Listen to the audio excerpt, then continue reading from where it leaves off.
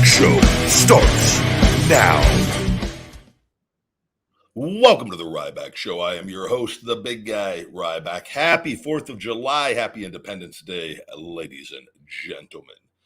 We are streaming live on Instagram, the big guy, Ryback22. We are on Twitter Spaces, where you guys are the co-hosts of this show. The ebb and flow of this show goes where your questions goes: health, fitness, supplementation, pro wrestling, sports, and anything and everything in between. Twitter subscriptions are greatly appreciated. We continue to grow on there. I follow all people who subscribe to me back on there to try to interact and engage with you guys as much as possible, to say thank you for you showing your support. We're on Ryback TV. As always, super chats are brought up on the screen and answered in between taking calls on here, and always greatly appreciated as well. We are streaming on Facebook at Ryback Reeves, and streaming also on Twitch at Ryback Rules, where if you want to follow me over there on Twitch, I'll be playing the WWE 2K23 once or twice a week on there, usually on Sundays. It's been the pattern the last 2 weeks on there, and for a little different, little something else over there with all the different platforms, and that's what that platform is known for. This show is available on all podcast platforms. iTunes reviews are greatly appreciated. If you've got a moment, guys, to leave a star rating on iTunes and write a review, thank you very much. This show is brought to you by Feed Me More Nutrition, my premium supplement line sweetened with stevia and monk fruit. No harmful artificial sweeteners or colors for all people, men and women, he, she, and thee on feedmemore.com. We're doing an Independence Day, 4th of July sale, guys. 30% off today until midnight Pacific. Discount code Independence30, Independence30, plus a free Feed Me More Nutrition shaker bottle with all orders. That is in the description on the YouTube, and will be on the write-up on the podcast audio and on Instagram as well. 30% off plus a free shaker bottle. Discount code Independence30, Independence30. All Feed Me More Nutrition, all merch, Ryback merch, feedmemore.com. I'm drinking my Finish It BCA Electrolyte Matrix. Took the dogs for a nice long walk this morning, and just awaiting some more information with everything. We're not going to be saying too much more moving forward until I hear back on some things. But everything is going in a positive direction, and I'm anticipating hopefully being able to make an announcement here soon on all of that. Good to see everybody in the comments.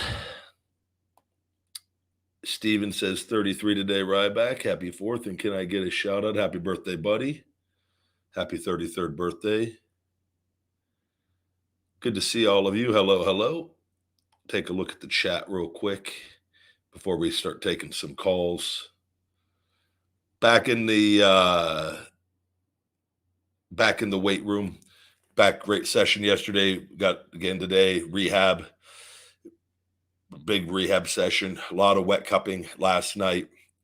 I did a little bit earlier today in that trap and scapula region. Got quite a bit more, and letting the skin, got to let it rest a little bit. And we got a lot of their big busy day to try to get done before 4th of July here with everything. So let's see here. We've got a super chat coming in. EC, thank you very much. Big guy, when are you debuting? I believe you're trying to say debuting in AEW. Thank you very much, buddy. Greatly appreciated. Let's see here. We'll go to some calls. People, you guys. We've got Dean Winchester. Dean Winchester, welcome to the Ryback Show. What's on your mind, Dean? Oh, hey, what's up, Ryback? Not much. How are you today? I'm doing good. How are you doing? I'm doing very, very well, thank you. Happy 4th of July. You too, man. You too. What's on your mind? I always love you. I always love your Feed Me More music. Every time you come out in WWE, every time I always love your music. Every time you come out, and you let the Big Show so easily. It's funny. Thank you very much. That was always, I really enjoyed. They did a great job with the theme music for sure. It did, yeah. Do you have any questions today? Anything or? Yeah. How's life? Doing well, doing well. Getting ready for the 4th of July here. Are you guys doing anything tonight? I'm thinking I am too, but I might be just relaxing all day. Yeah. It's I've got a busy day ahead myself with everything, but in Vegas I live in an area where people light a lot of illegal fireworks. So and there'll be fireworks shows all around. I can just go sit out by the pool and enjoy. Literally get like a fireworks show. Then on the strip, the Las Vegas Strip, they do a big show at night as well. So yeah, here too. Yeah, they doing it. Yeah, I'm a. Sorry, I can't say this. I'm a big fan of you all the time. I was like your meat hook and your shell shock in WWE. That was my favorite move all the time in WWE. thank you so much, buddy. I greatly appreciate all the support. I've been following you all the time, and I've been watching you every time on YouTube and see how you're doing, and always support you all the time. Dean, thank you so much, buddy. I really do appreciate that. Hopefully back in the near future and many more memories. Yep. Well, bud, I'm going to let another caller in. I hope you have a safe and happy 4th of July, though. You too. And I appreciate you coming on. You're welcome on anytime. Okay. All right, Dean, take care. You too. Bye-bye. Bye-bye. Good deal. Thank you very much, Dean. Always greatly appreciated. Let me see. Did Don M? Did I have you on yesterday, Don M, or were we not able to get you on? I can't remember now. Need to go take a serving of my brain feed. Take a look real quick at the chat here.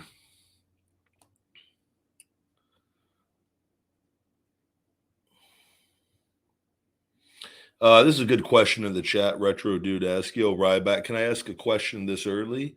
I was curious about what's your take on energy drinks like Red Bull and such. I think they're shit for the most part.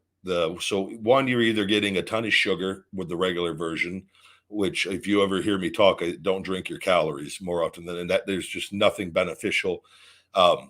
Yeah, caffeine is great for us, and typically most people, if they keep it anywhere from 300 to 400 milligrams a day, it can be very highly beneficial. Anything going over that, it can gets a little riskier with that. And I used to drink too much caffeine for a long time, and I'd cut back, and then I put it too much in again. And I've been since I do half a serving of my Wake Up Unlimited Energy twice a day, and one serving of Shell Shock. So I'm just under 400 milligrams every day.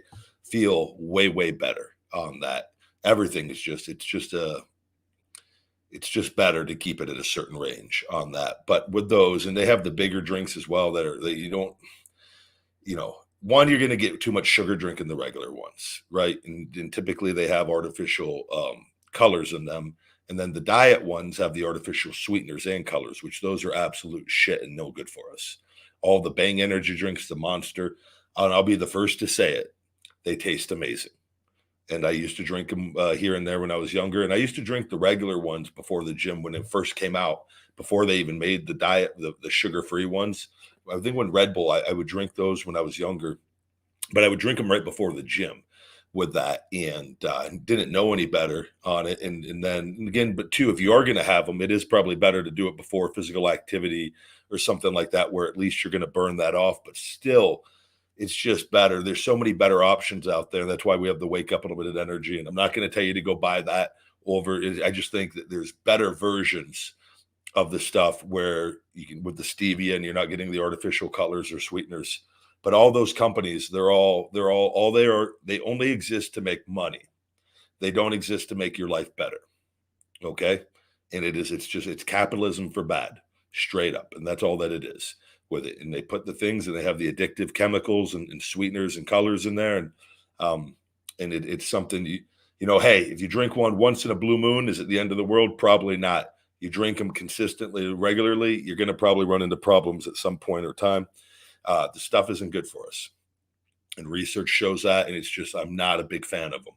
And it's so you've got to have that conversation with yourself. And it's just a matter of, finding better options out there, and you know, you're better off having a cup of coffee and not having all the other bullshit in it with it. You know, if you're looking to save money and you want something to just have energy, because that's at the end of the day, what are we drinking those for? We're drinking them to have energy. So you just got a little water. What are the caffeine sources, the different options to have caffeine? You know, and I'll all day long I will put my Wake Up Unlimited Energy over anything because we use better ingredients. We don't have all the bullshit in it, and that was created for me to avoid all the bullshit. So.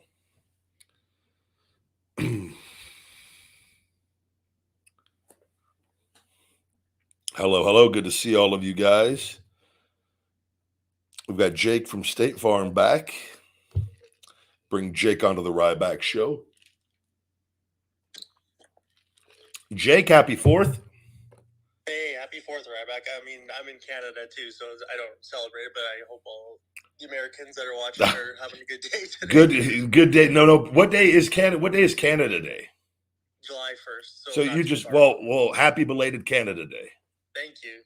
Yeah, happy 4th of July. You know what? I'll be honest though with that. It's not as, at least where I am, it's not like 4th of July when Americans do it. Like it's a big thing, right? Like everyone goes all out. But for here in Canada, like at least where I am, it's just, I don't know, it doesn't seem like a big deal anymore. It's kind of just like, okay, it's Canada Day. I feel like that's kind of, I'll tell you what, man, I 4th of July used to be, when I was a kid, I used to love it because we used to go get the fireworks. Our neighborhood, I lived in a neighborhood where we had a neighborhood community pool where the whole block, like everybody would, it'd be like a big barbecue at the pools, and it was right across from my house. So we'd all go over to the pool. It was a big gated in. They had 2 big pools. They used to have a diving board. It was like they had a huge grass and like thing. Everyone in the neighborhood every year. It was like it's one of my fondest childhood memories. And we would eat and just have a good time. The adults would have some beers, and then we would everyone would pool their fireworks together in the neighborhood, and we'd all sit down and everybody would put on the adults would put on a huge fireworks show for everybody. And I tell you, it was a really good time. And then you get older and you don't really, you know, I'll see a neighbor here and there out there, and you know, and a lot of people do stuff with it, but I feel like it's kind of the same. A lot of people don't do stuff here either with it. And I think if you have kids, I think it's cooler if you have kids, because I had great memories as a kid. As an adult, I don't really care too much as far as about the fireworks. Once you've seen them a few hundred times, you kind of get the gist of it. So yeah, like, and for me, like same thing, like for July 1st, my girlfriend and I went to go see the fireworks, but like I didn't even want to go. I just went because she wanted to go. So I was just like, yeah, it's fireworks, that cool, like kind of thing. You can still appreciate like their fireworks, but like, yeah, once you see them 1,000 times, it's like, okay, like I kind of get it. But yeah, and I'll tell you, my priorities changed. I water everything down because we have assholes lighting illegal fireworks, and I always shoot into I wake up and I'll see things in the yard, and I go, man, every year you have people's houses catching on fire. As an adult, like I'm worried about my house catching on fire. like where I'm like, you guys, you kids, you go out in the desert, get away from here. Yeah, and especially with all like I mean, I know I'm not too sure how you're familiar with, but I'm in Alberta, Canada, near Edmonton, and the fire, like we've had all the fires and shit starting from, and that's moved over to like New York and stuff, and all the smoke and stuff. So it's, yeah, I know we had a ban for a little while. So anytime I see someone smoking a cigarette and like throwing it out the window, like I immediately like get fucking pissed off, because it's like that's how this shit starts. It is. I think about it all the time. I don't think people. I mean, I stay home on 4th of just to make sure that I'm not even kidding. I wake up and I'll see, like, because people light them. They'll be going off till 3, 4 in the morning. The people out here now with the illegal fireworks that we have in Vegas, and there'll be shit. But I'll make sure before I go to bed, I hose everything down, all the trees and around the house, just for a precautionary measure, because it's like that's the last thing. But I don't know. Like I'm all for going out in the desert as long as you can go do whatever you want to do, but keep them away from the homes. Well, yeah, no, especially like where you are, like where it gets like, I mean, for you, like, I mean, we call it, it's kind of funny. I always laugh. It's like you go like the Fahrenheit, like I'm degrees Celsius. So like for me, that's like what, like 100, for you it's like 110 when it gets to like the we're right now. Yesterday got to 111. Today's supposed to be 110, 111. So we are like, yeah, full blown hell here. So like that, I completely understand like being in that hot and dry environment. Like, yeah, totally. But yeah, no. Anyways, yeah, I just had one quick question for you. What did you think of? I don't know if you saw, but what did you think of Money in the Bank in general? I did see it. I enjoyed it, man. I thought there was some really good stuff on there, and I saw it was.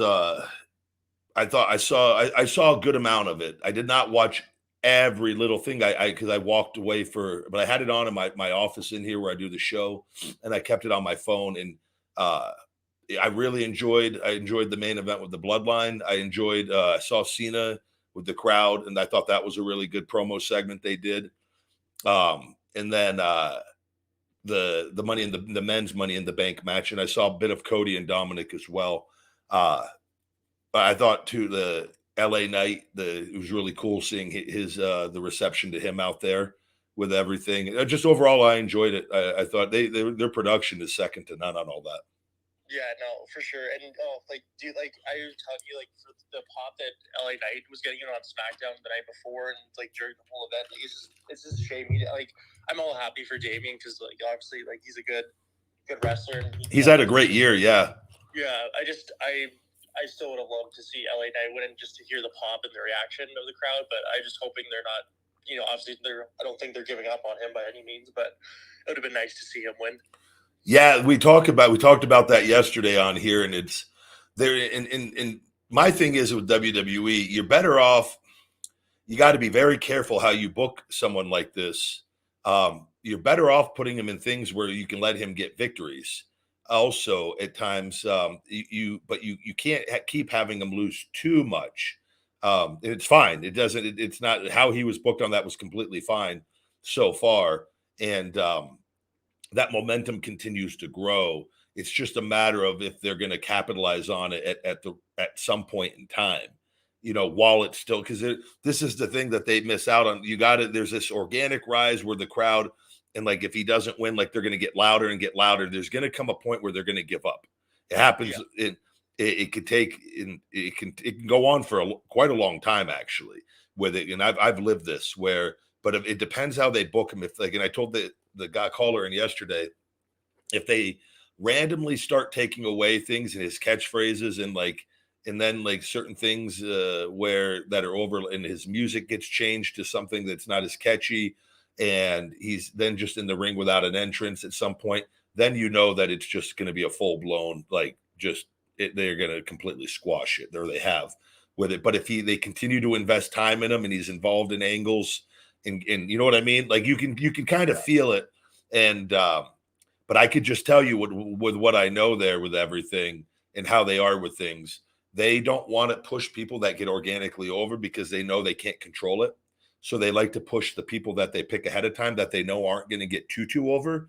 And what the whole goal of this is, Vince and them, they want to keep everybody under contract there as long as possible. They don't want people leaving with that because it's a really bad environment. It's a bad work schedule. It's not a productive work environment. It's not a positive work environment for the most part. And it doesn't really fit in with like a healthy, balanced life with this. So because with how they run this place. So what they do is they keep people underpaid as long as possible.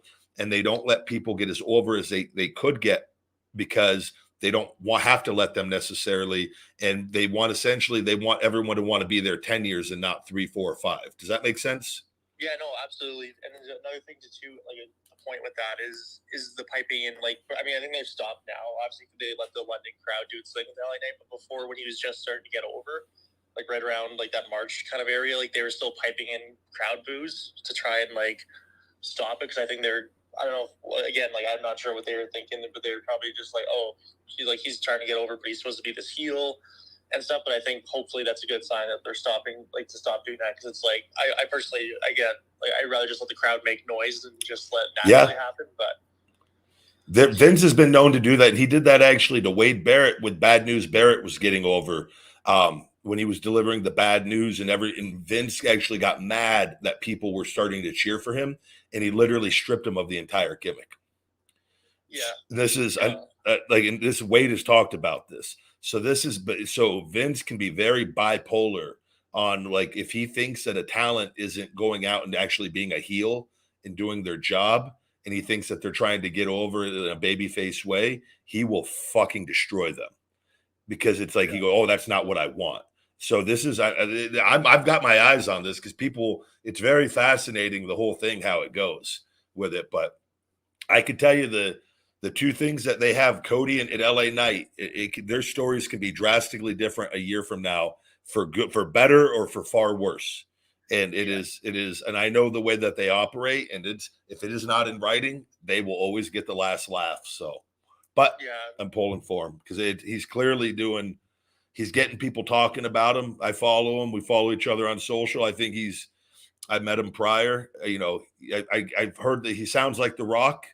I see, but that's his voice. Like, it's not. I do think there are some things that you can clearly see he's patterned after, but I think he has enough stuff of his own. Yeah, that he's different. Yeah, I don't know if you saw Kevin Nash was calling him out, basically being like, I don't know what he exactly said, but he was saying that, oh, it's just a Rock ripoff. Like, I don't know why people are enjoying this. Like, you'd have to. The thing is, so here's the deal with the dirt sheets. Kevin, I love Kevin.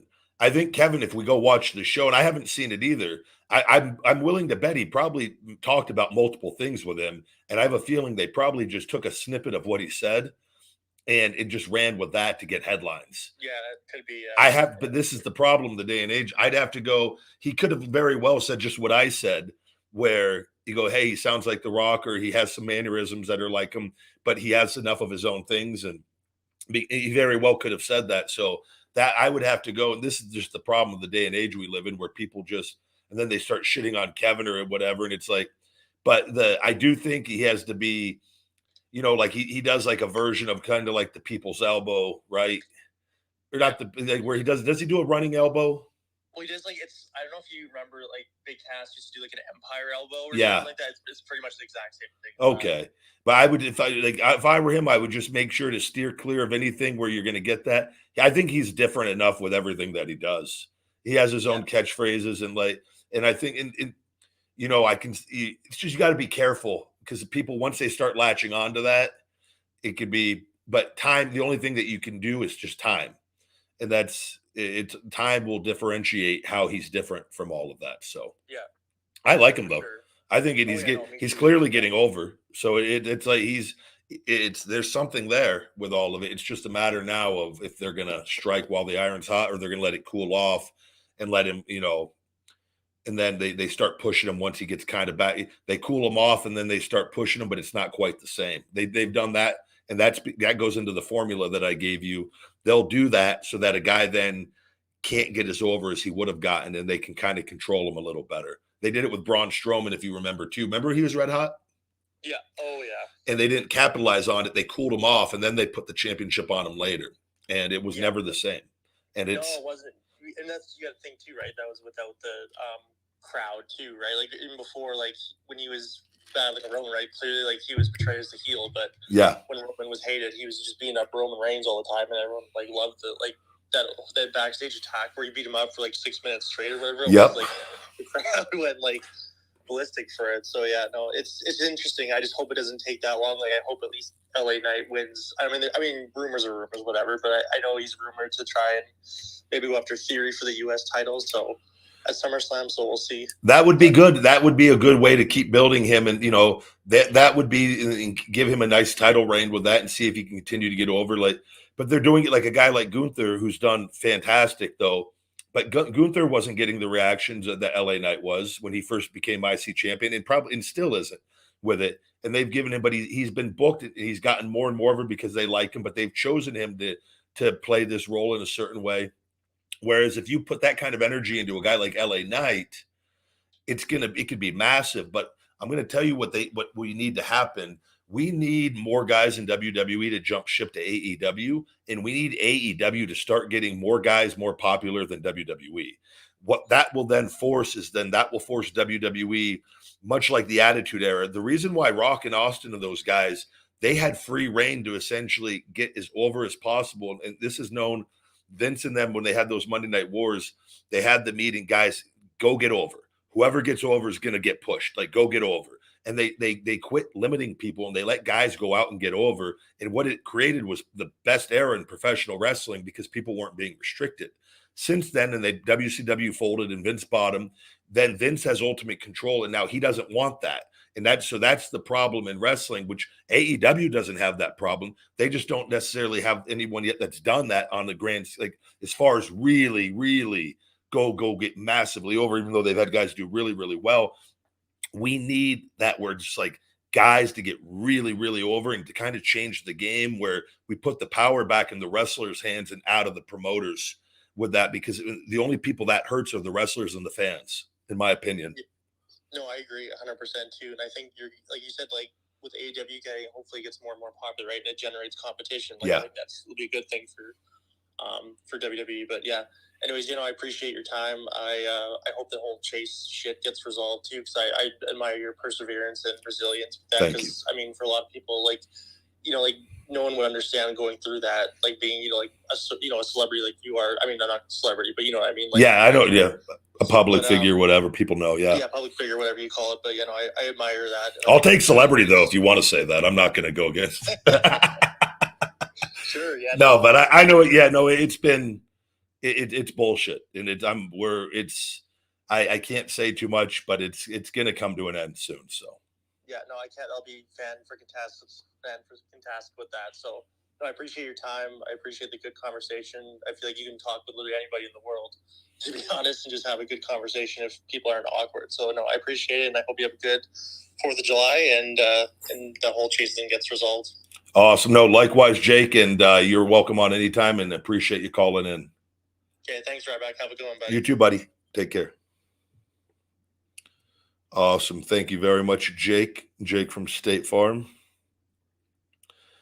Good to see all of you guys here. The Ryback Show. Take some more callers here. Just taking a look, seeing who we got in here. Who's Bruce F? Bruce F at the very bottom. I was looking to see if we have Chase in here. Bring in Tornado Nation. Somebody says Ryback leaves wrestling. Wrestling gets awful. Coincidence? I think not. I didn't say that, but that is what is being said in the chat.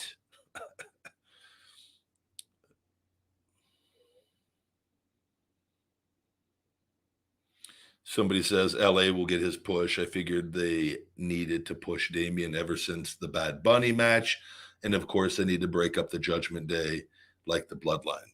Yeah, very possible. I have no issues with Damian winning that. I think he's had an incredible year since his debut. So that I have no issues with that whatsoever. Tornado, you there?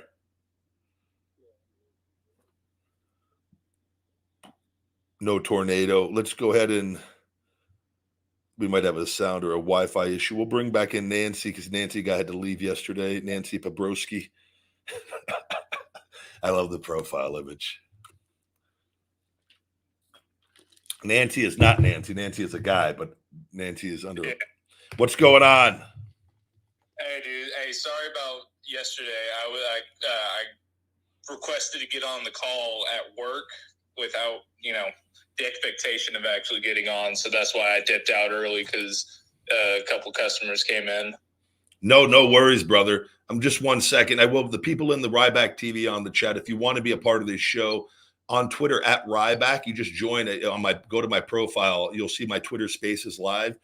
We take callers off of Twitter Spaces. People can listen on there and then join the show where I just have it literally right next to the microphone. It's way more efficient than calling in with that, where it allows me to have access to more people as well. So it's not a call-in number. It's just you got to go to Twitter Spaces at Ryback. All right, sorry there. What's on your mind today? What's going on? So, just a little backstory. 4th of July is my most favorite holiday, but it's also like I fucking hate today because 2 years ago, my brother, or he's not my brother. He's my best friend. He's my brother. he was lighting a firework when a drunk driver was speeding 90 down a fucking 35 and hit and killed him. Jesus, I'm sorry. And you know, ever since that day, I've been working on trying to better myself in ways of in form of you know, just honoring him and, you know, knowing that he would want me to just better myself. So my question to you is, how do you fight through like the mental struggles, you know, because you know, everybody's bound to have like their day here and there. And, you know, I know that you've gone through some bullshit with the WWE and, you know, all these different people and shit like that. So I was just wondering, how do you fight through all of it? Because, you know, I've been wanting to, you know, exercise, work out, because I've be quite frank, I want to be a wrestler. So like, how do you do it? So one, I'm deeply sorry that you've had to live through this, and that is an absolute nightmare. So you've done a fantastic job to get up to this point. Clearly, I have not had an experience like that, so I can't tell you exactly.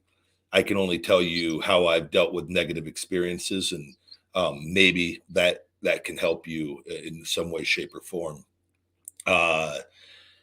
So the best thing, and this is like we're born, we live life, and we die, and we that point can come at any point in time, and there could be obviously good ways and bad ways, and this is that is an absolutely horrific way, and it's over with, and it's something we can't necessarily control, but what we can control is what we do from that point forward. And I always say, like, life is about trying. And so I think the best thing, and I think you're doing it already, is honor your brother, think of him well, have things that make you feel good, and to remember him. And I think you living your life, like you said, in doing the things and bettering yourself is the absolute best way that you can handle a situation like that. Because if you dwell on it and let it eat you up, and you stop living life, and you just start you start drinking or doing drugs, and then another life is lost, essentially, right? But if you take that horrible negative situation and let it fuel you in the positive, to where you better yourself, you start doing the things, you do things each and every day, one day at a time, to better your mindset and yourself, where you feel better. And again, you keep honoring your brother in this process, you have the ability to tell your brother's story and inspire other people with your life. And that is the best thing, in my opinion, that we can do in a negative situation, where we don't let that just completely ruin everything. Does that make sense? Yeah. And so I think you just have to, like you said, if you want to be a wrestler and it's something you truly want to do, I think you use that situation with your brother, that negative energy, that anger. And this is what I've done with other things that I will not compare to your situation, but I can only speak for myself. I take negative things and I try to just use it for positive energy. Like energy is energy regardless. So we can either use it in the positive direction or the negative direction. In your brother's memory, and more people will understand and know about your brother if you live your life in a positive way than if you live it in a negative way, right?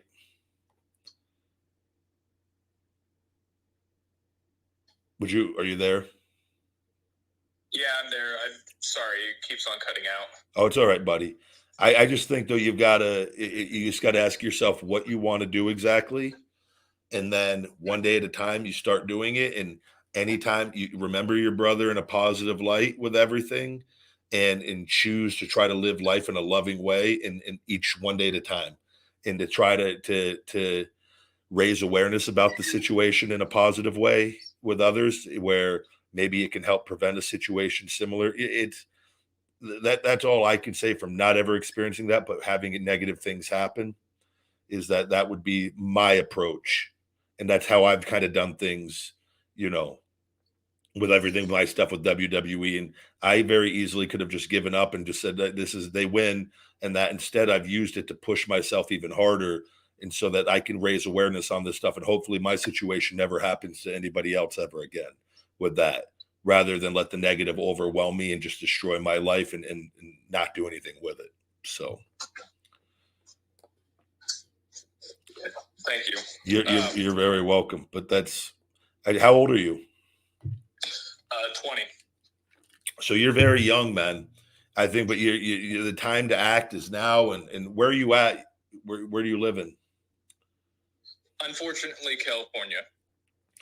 Well, I mean, there's a lot of wrestling schools out there and things. And, if I were you and it's something you truly, truly, genuinely want to do, I think you just kind of write down the steps that you need to take, and you have a job, and then see if you can get into a wrestling school and see if it's something that you want to pursue and start going after it. Do you have, as far as everything too with your brother, have you found yourself like has it held you back in any way, do you think?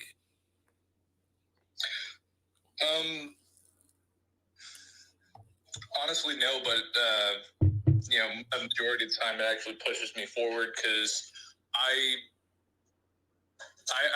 didn't graduate high school on time because I was a lazy ass kid, and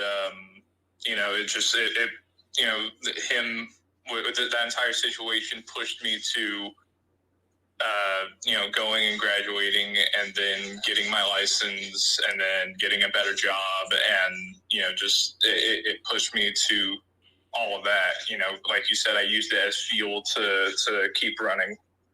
Oh, you've done a fantastic job already then. Yeah. But,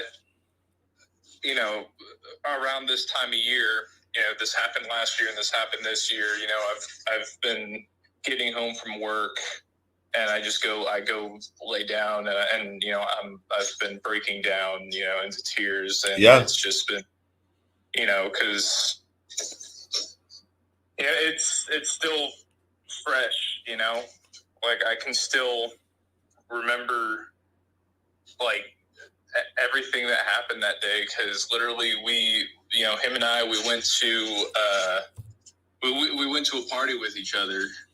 My brother invited us to it because it was like a part 4th of July party, part graduation party, and part like birthday party. Yep. And it was a really cool time, because they had a mechanical bull, they had a rock wall, they had like a water slide, and just Mexican food, and it was a really cool time. We even spent a couple minutes firing Roman candles at each other. It was fun. You have good memories of it, yeah. Yeah, and then like he spent $600 on fireworks that year from our church's fireworks booth, and essentially I had to get home early that night because I had work early in the morning the next day. Yeah. And so our buddy Lorenzo told him, "Hey, dude, why not just bring your fireworks over to my place so that you can celebrate the rest of the night with my family?" And so he does that, and I'm sitting at home. I lay down, and I get a text from Lorenzo, saying, "Hey, dude, call me. It's about Ephraim." And the first thing that popped into my mind is Ephraim it was weird. He was an incredibly social person, yet he was also socially awkward at the same time. So, like, I thought he was going to call me and be like, "Hey, how do I get him involved in talking with people?" And, blah, blah, blah, blah. And so I call him. I'm like, "Hey, dude, what's going on?" He's like, "It's Ephraim." I'm like, "Yeah, you texted me that. What's going on?" He's like, "He was hit by a car." And so in my mind, I'm thinking my best case scenario. My best case scenario was, okay, he was hit. He probably broke a leg or an arm or two. Yeah. What hospital is he at? Where is he? And so, I ask him where he is, and he's like, he's with God now. And, shit went from 0 to a million right there. Yeah. Like, because, I've always had problems with retaining, how I feel and expressing how I feel. So for like the next 20 minutes, or like the next 3 hours, it was just me screaming, crying, punching the floor.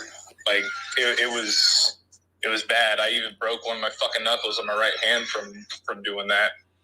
And it's understandable. You know, just that entire time and the entire next day, because we worked together at a small pizza chain or franchise called Mountain Mike's, and you know, I called my manager. I called and, you know, told them what's going on. I called my parents. I called my friends. I called my sister. Like, I was calling everybody because, you know, I need somebody, you know, with me to prevent me from, you know, doing something stupid. Yeah. And, you know, it was, you know, I tried calling my girlfriend, but she, you know, at the time she was, you know, 4 miles up a mountain off grid, and, you know, she was also dead asleep. So just a horrible situation all around. But you know, and then the next day was just it was bad, because the next day was the first day I ever spent the entire day drinking, and I regret doing that, because alcoholism runs my family, and I don't ever want to fall down that path. Yeah. And it's been, you know, just that entire situation, that entire experience.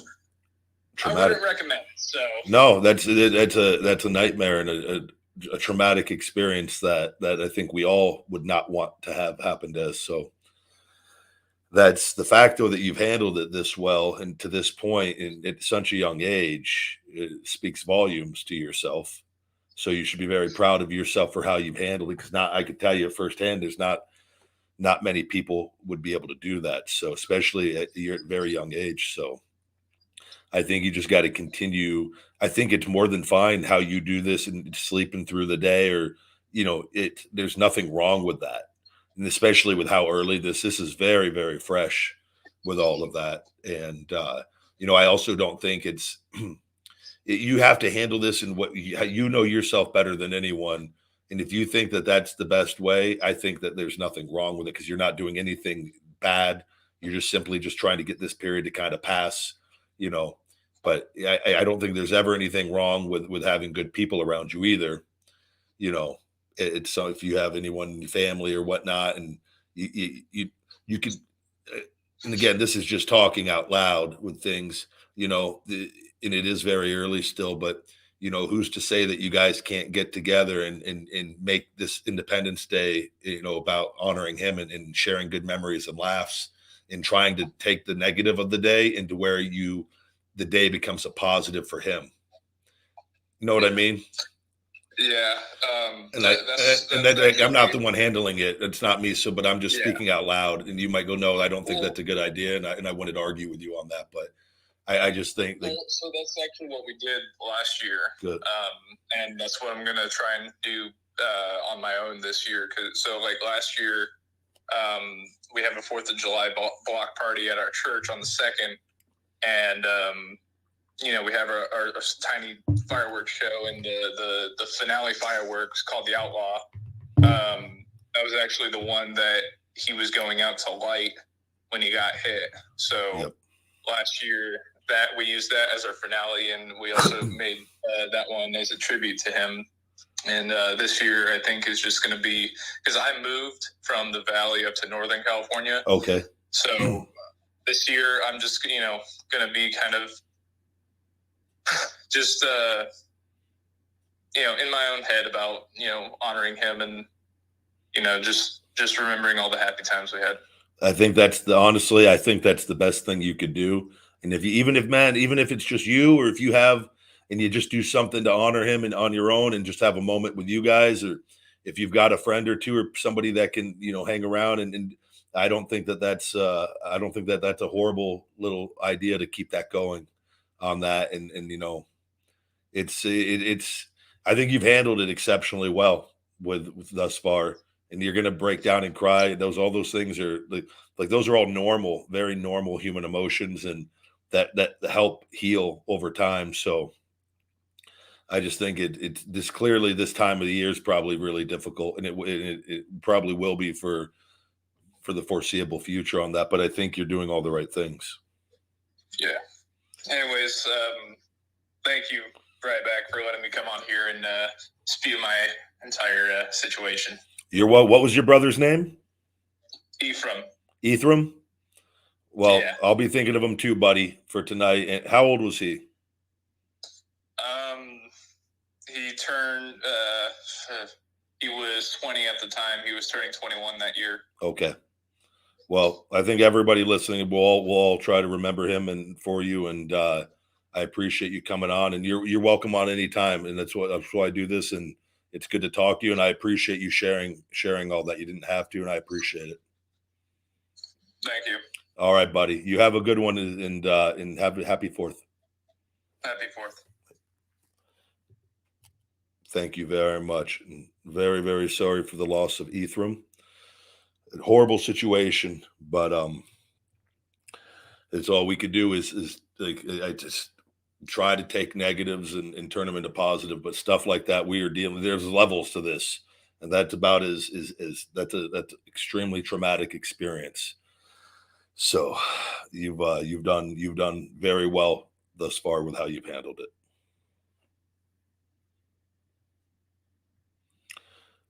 We'll go ahead here. We're going to take another caller here. Goku. I think we have a new caller here. Also, we've got a super chat I want to get to.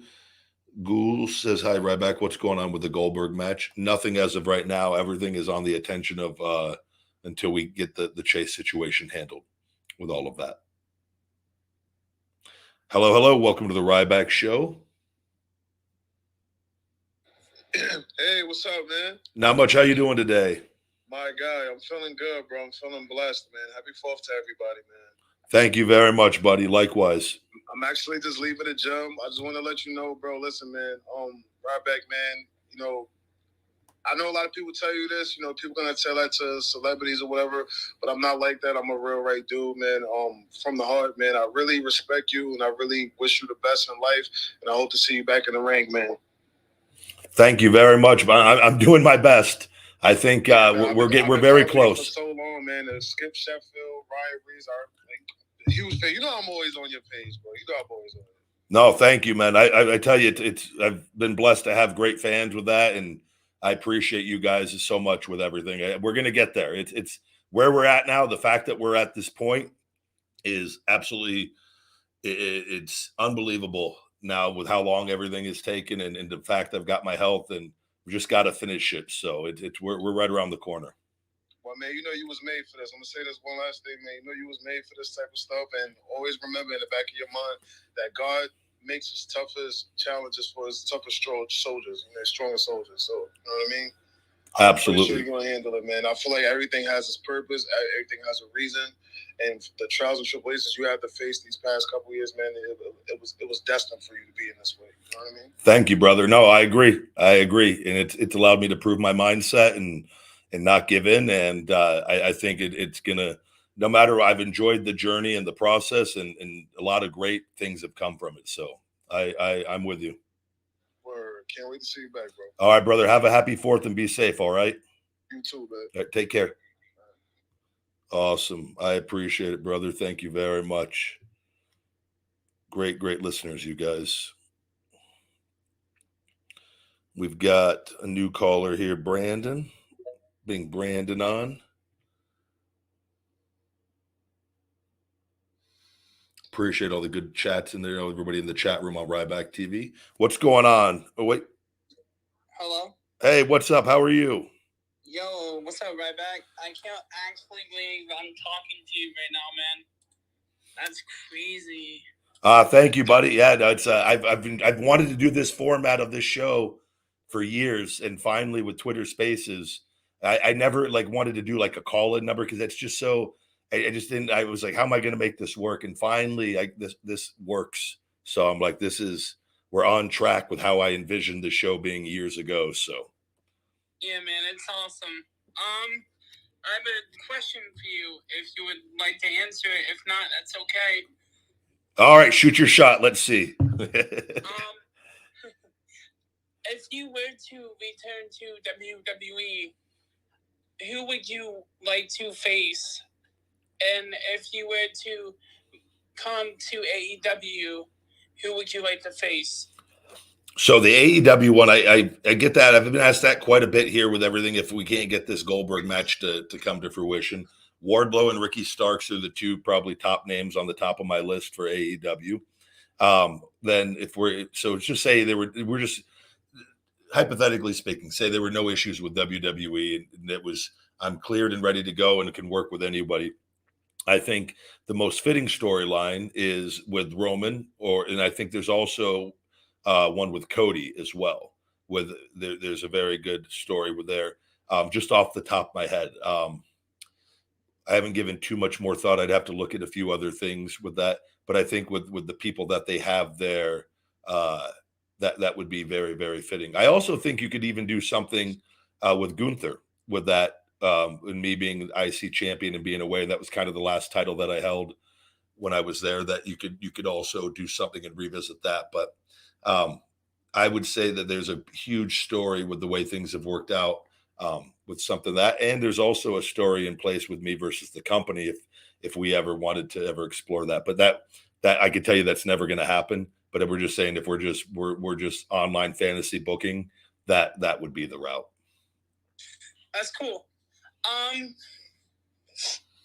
Would you ever face Shinsuke Nakamura? Yeah, I like him a lot. I think he's very entertaining, and I like guys like that, and I really think I could really have a lot of fun with a guy like that. So, and with a program and that, and he's very, very, very different in that I think you could have a lot of fun. Absolutely. Cool. And how long would it be until you are cleared to come back to WWE? Do you know yet, or we're literally going one day at a time? But it's going to be. Every week I'm getting better in the stability in my shoulder with the rehab.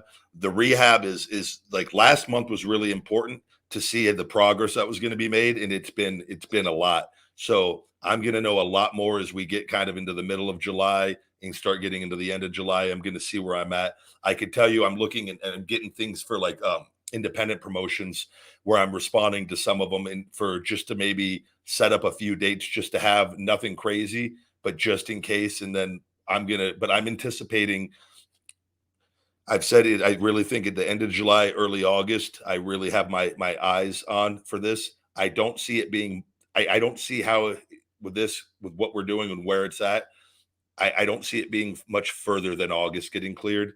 But it's kind of, I'm putting a lot of pressure on myself to kind of get it done in that window. But I think I'm back wrestling for sure this year.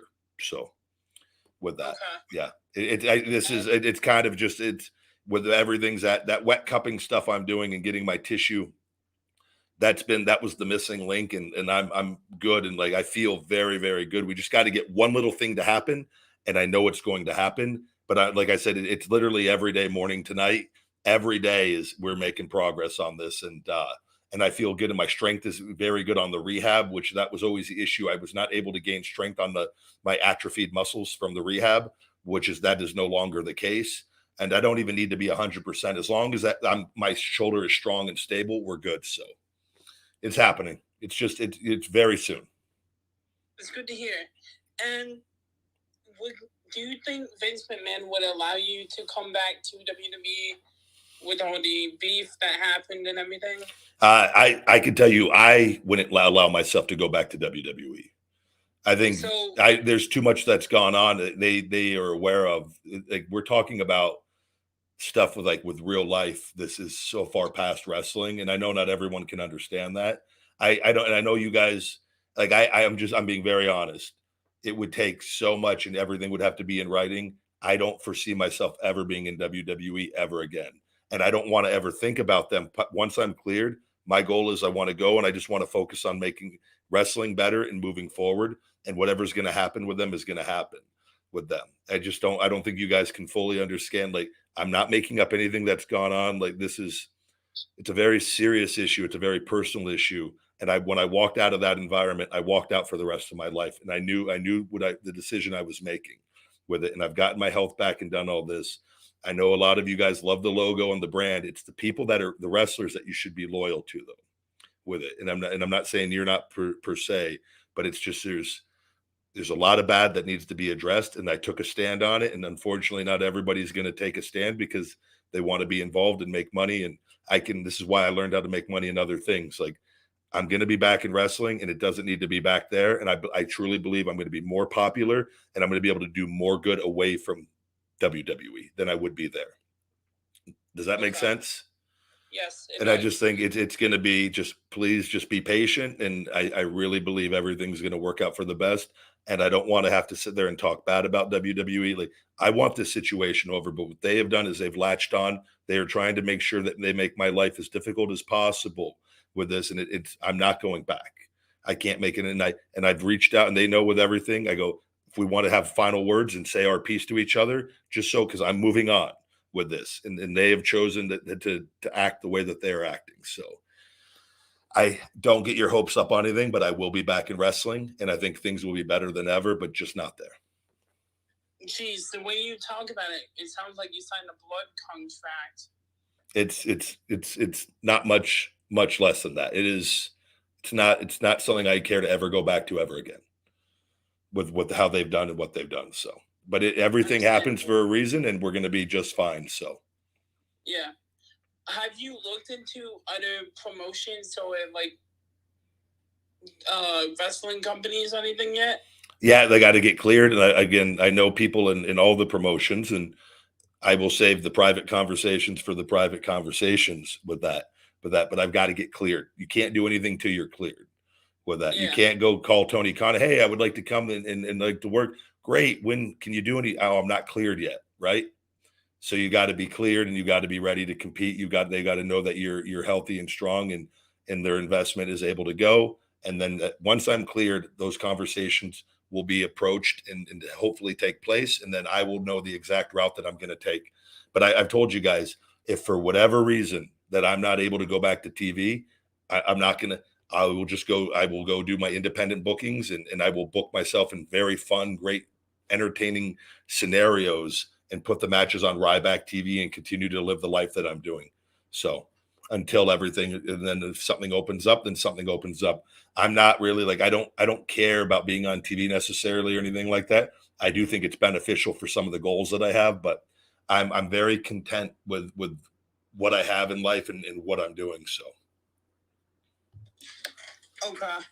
I genuinely believe that, I mean, I know you said you weren't going to go back, but I genuinely believe that if Vince McMahon were to kick the bucket, Triple H would have you back in a heartbeat. So, well, that's something that, I can't control the events like that happen. And with that, and I guess you can always say a lot of the guys that have gone back to WWE, they've wanted to go back for either for money or for whatever. And they've gone back in not favorable situations.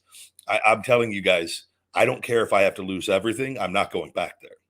Like, I don't think, and then the Vince situation and the Hunter, Hunter is far better than Vince. I agree on all of that. And Hunter was the one I sent the text message to with everything. I just don't foresee the way things have gone. I don't see that happening with it, because I'm not gonna. I want the conversation to take place to say my final piece, because I want them to know with everything going on. Like, I'm pursuing this stuff legally. I don't know. I've said this multiple times on here. Like, the moment I'm back wrestling, I'm filing a lawsuit against WWE.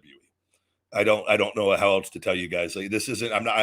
I don't care to go back there though with it. And I could talk good about different things and the people, but it's not something. I don't see it happening with what they have done.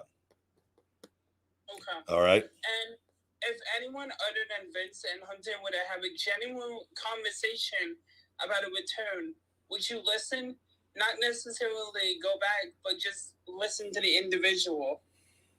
About if somebody from Endeavor called me and said they wanted me to come back to WWE, would I listen to that conversation? Yeah. Yeah, of course I would listen to that conversation. I would say the things that I needed to say, and then that would be it. But yeah, I'm not. I don't see that happening. There's nothing that would be that's not the place I want to go back to wrestling.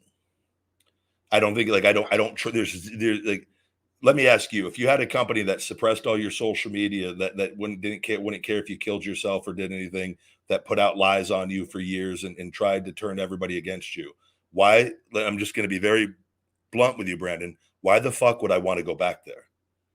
I really wouldn't. Yeah, you want it. And so, but this is where I'm trying to get across to you guys. I don't care about wrestling is wrestling. I don't need to go. I don't care about their logo. Like, I don't care about any of it with what they have done. They are not good human beings. I know a lot of you guys, the wrestlers are great human beings. The only reason that logo exists is because of the wrestlers with it. And they've eaten shit for so many years. And like, everybody agrees. All the wrestlers agree with what I'm saying.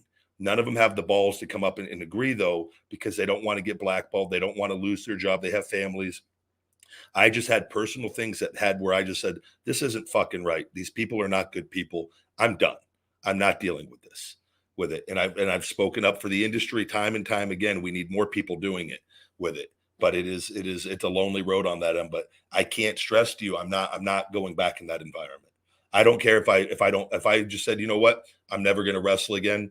If I'm just going to go, I would do that before I go back there for the money, because it's not my life. It will not be a happy life. It is a sad, lonely life. And that's why all the wrestlers die. They're young. It's not good with it. It's not worth it. I've already been famous. I've already achieved a bunch of things with it. I'd rather do what I'm doing and live life and be happy and healthy. And I believe I'm going to be able to do that elsewhere, not there. But it doesn't matter if anybody, I don't care what the money they offer with things. I can go elsewhere and be happy and not be in that environment. Because I don't trust them. I don't trust them, and they will find, I know how they operate. They will find, even if I got everything that I wanted in writing, they will find a way to try to hurt me another way. That's how they are, and that's how they operate. So, understandable. Yeah. Would you ever consider going to AAA? I think there's going to be a lot of, I'm going to be open to a lot of different things once I get cleared and then see. And I think that could be a possibility. I've never been to Mexico. I've always wanted to go. I think there's going to be a lot of really, really cool scenarios for me to do things and get booked against really great opponents and have these put on YouTube and social media and on the promotions. And, I think all that's going to be a very strong possibility. And one last question. Is there any update on the Chase situation as of right now? Yeah, but I can't really talk about too much right now. And I'm hoping to have an update here this week for you guys on everything. Okay, thank you so much for talking to me, Ryback. You're welcome, Brandon, and you have a good one. You're welcome on, and you be safe. All right, have a good 4th of July. You too, man. Bye-bye. Bye. Good deal. Thank you very much, Brandon.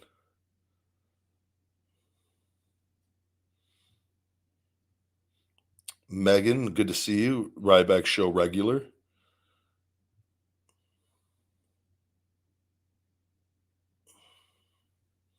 Let me see here. We're going to take another caller. Let me check the chat here real quick.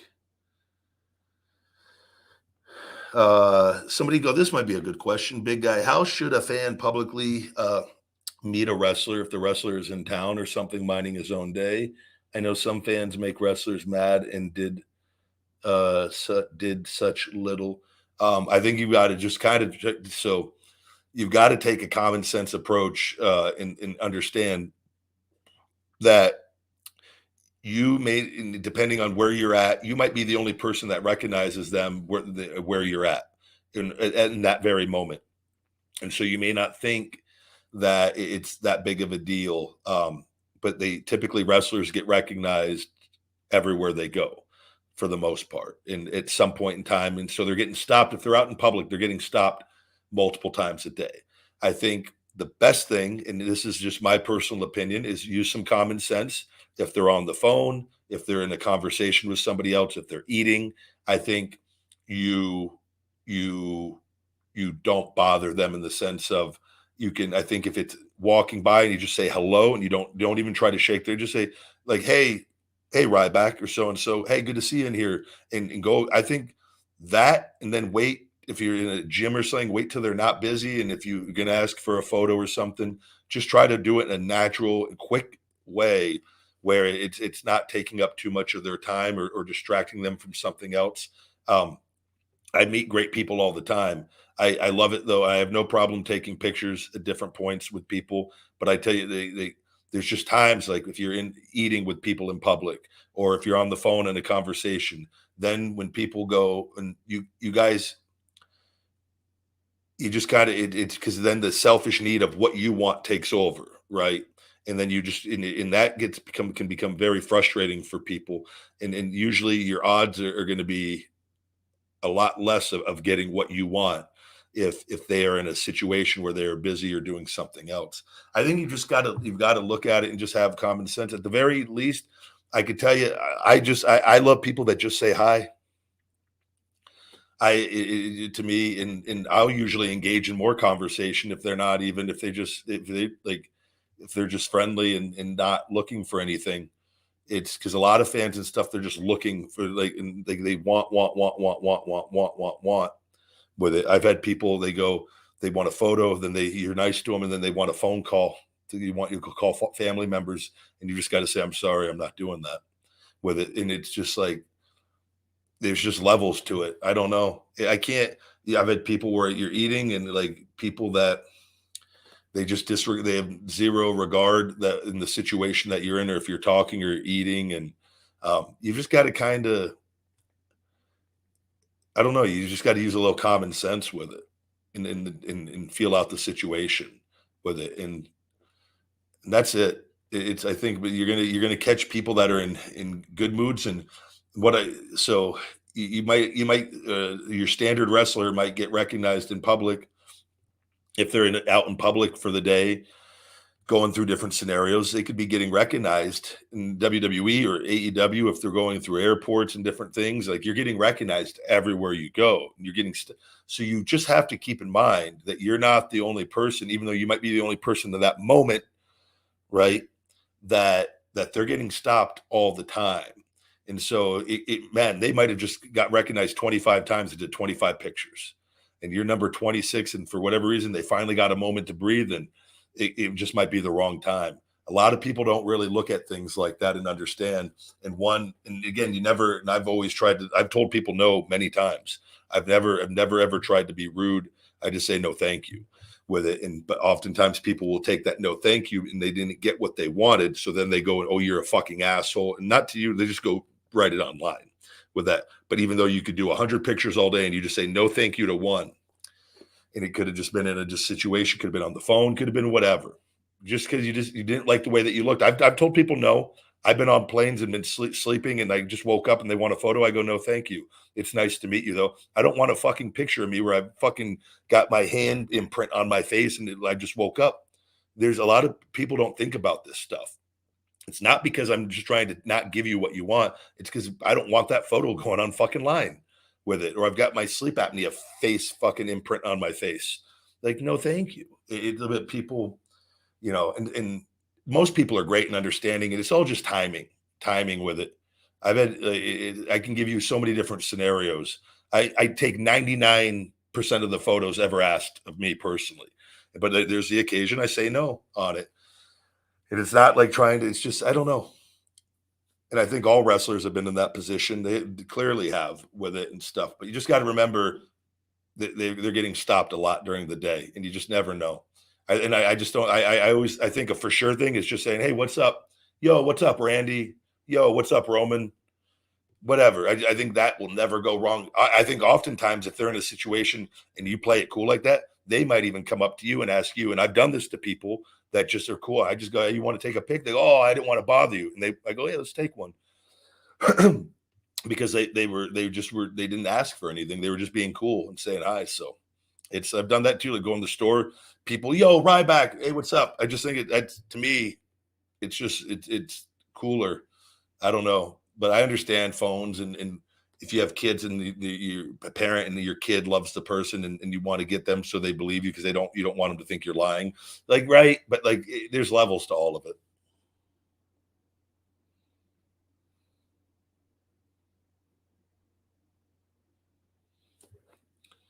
We got another thing here. ACW Online says, what do you mean I like segments that make sense and tell a story. Brock backing down made no sense. I did see the Brock Cody thing and Brock backing down. I do think the Brock booking with Cody has been vastly different than Brock booking of the past. And I can it's different in Brock, but I they are making where he can work with more people. But I'm gonna save what I have to say on that until I have a theory of what I think is gonna happen and going on. And I hope I'm wrong, but I'm gonna wait and see what happens with that match at SummerSlam between them. But I could just tell you guys, if Cody did not get anything in writing, the company always wins, and they will get you as close can be, and then they will crush your fucking soul. And I think that we just have to. We're gonna have to be patient and see.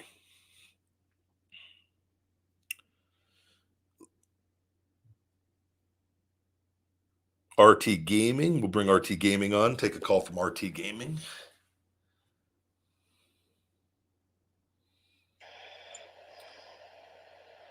What's going on? Welcome to the Ryback Show.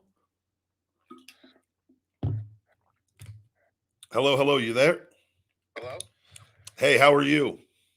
Good. How are you? Doing well, thank you. Happy 4th of July. You too. I got a couple questions for you. All right. So one was about mental health, like, you know, with that whole Chase thing. And first of all, I've never been a huge Ryback fan. That was my peak in 2013. Didn't hate you, didn't like you. I thought the story with Punk was great.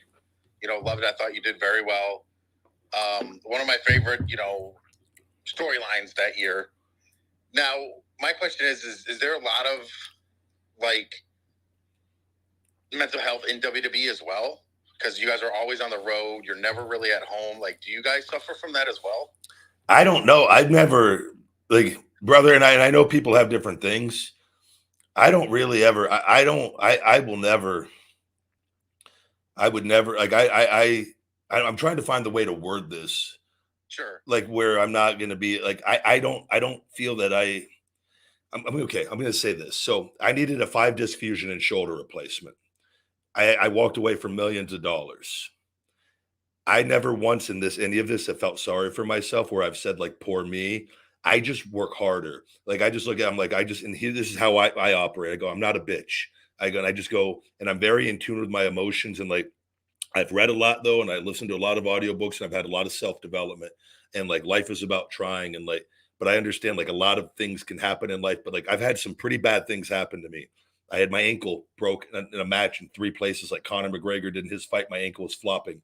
I popped back up and finished the match, and Spiral broke my leg to my knee. Like I just don't really give a fuck.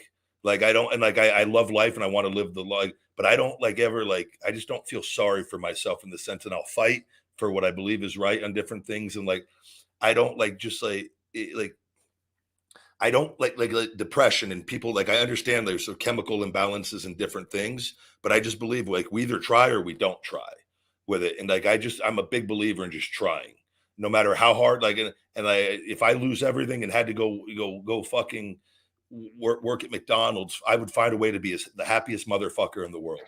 And, like, I just don't feel like I don't really know, like, yeah, it's the toughest life, and there's a lot of bad things in your way, and, like, but you just got to try to find a way to manage and make the best of everything. But, like, I would, that's just, I can only speak for me. I can't speak for, like, the other wrestlers, what they're going through.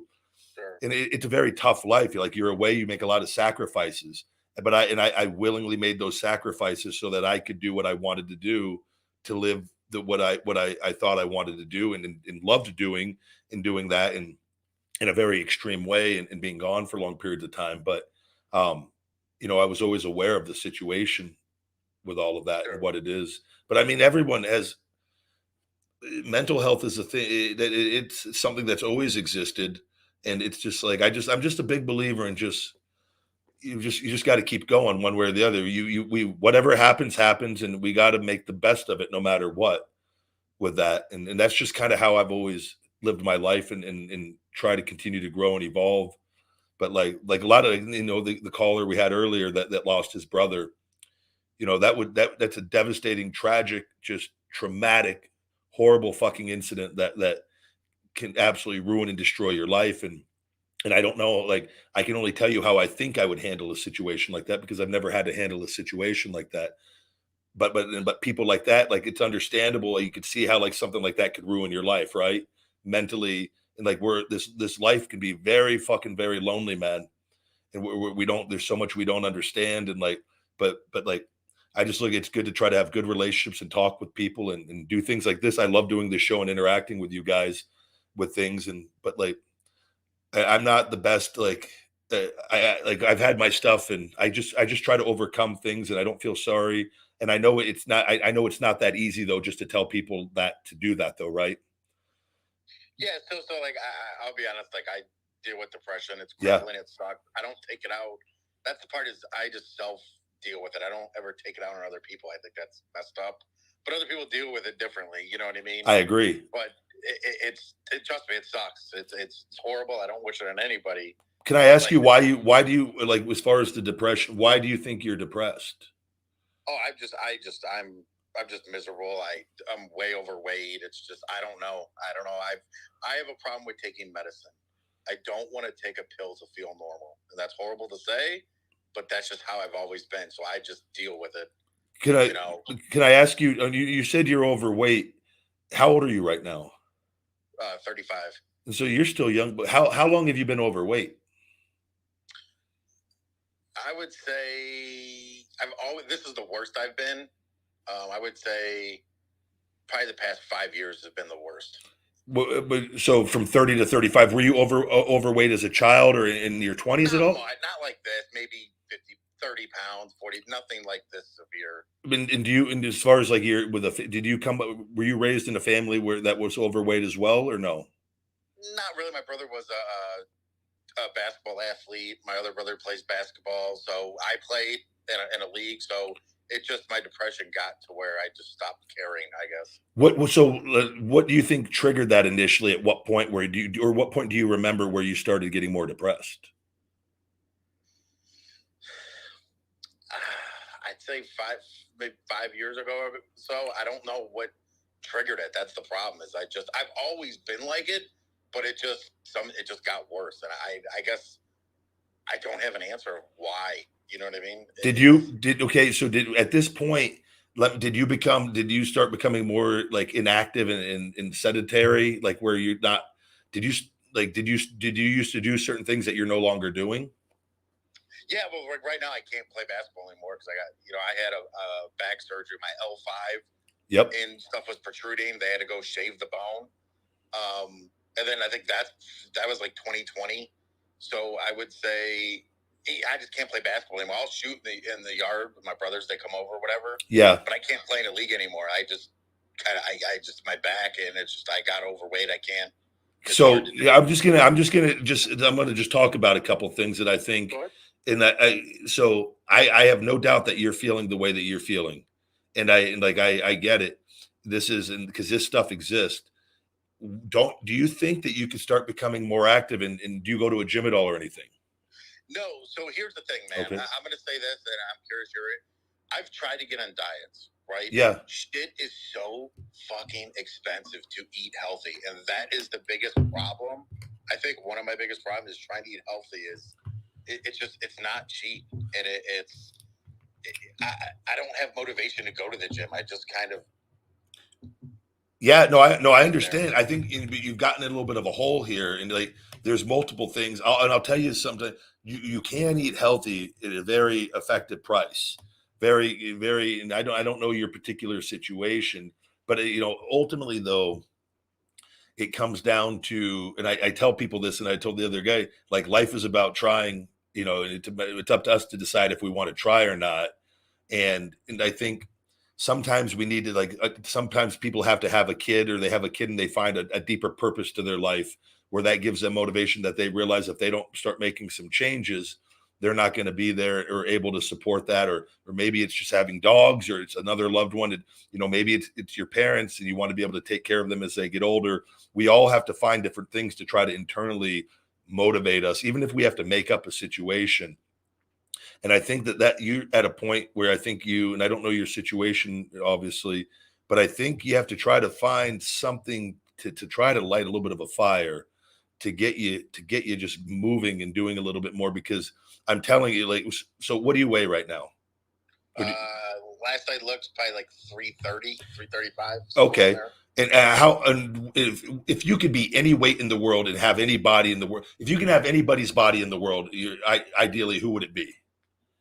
So the two biggest guys that I like the most is probably The Rock and Mark Wahlberg. Okay. So if you could look, if you could look like that, you think that would be one of those two types of bodies? That would be it. Sure. And like, here's the thing. I don't want to be super in shape. Like, I like being a bigger person. Like, kind of like you're a big guy Ryback, right? Yeah. I don't want to be a skinny. Like, I like having, a little weight, but this is obviously way worse. So what do you think then your ideal weight would be with what you kind of want to fit you? Like, so I would say I'm probably 6'1". If I could say what I think I'd like to be, 240, 250. Yep.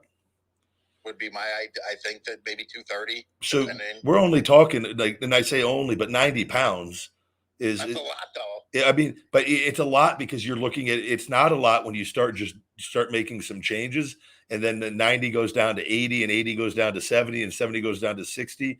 You'd be amazed at what starts happening. You start building confidence and start feeling better, and you only know what you know right now because you can only feel how you feel right now, right?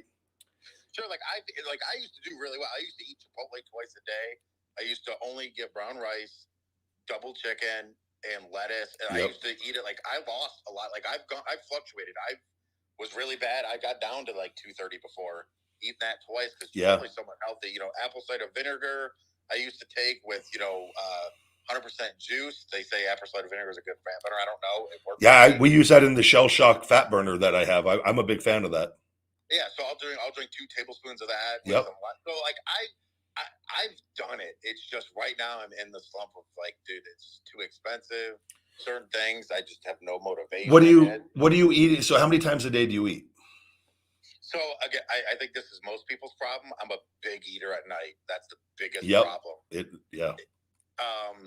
But again, it's like somebody said, I think in chat, it's McDonald's. That shit's so cheap. It's so easy, and it's like Yeah, and I'll tell you too, though, like the more of that stuff that we eat, the harder it gets because of all the chemicals in the food. It throws us off even more, and the blood sugar becomes just unstable, where you get these ridiculous cravings. And I've done this because I've eaten that stuff regularly enough, not even the junk, but even eating the healthier options there regularly throw your body off as well. Pop's the big one. Yeah, I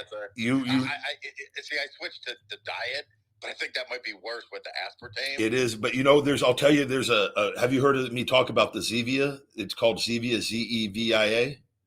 No. So those are diet sodas sweetened with stevia, that's the ingredient I use in all my Feed Me More Nutrition. It's a natural sweetener with it, and it's not bad. It's nothing like the aspartame and sucralose on any of that. It's a plant. Like mine is the Diet Mountain Dew is what I drank. Yeah, they literally have the Mountain. They have all the versions. I'm telling you, they have. If you in the Zevia, if you look it up, I guarantee you one of your stores. They're in most of the stores here in Vegas. They're everywhere now. It probably is a little more than the regular diet soda, but it's still. How many a day do you drink? Oh, it's horrible. I used to drink.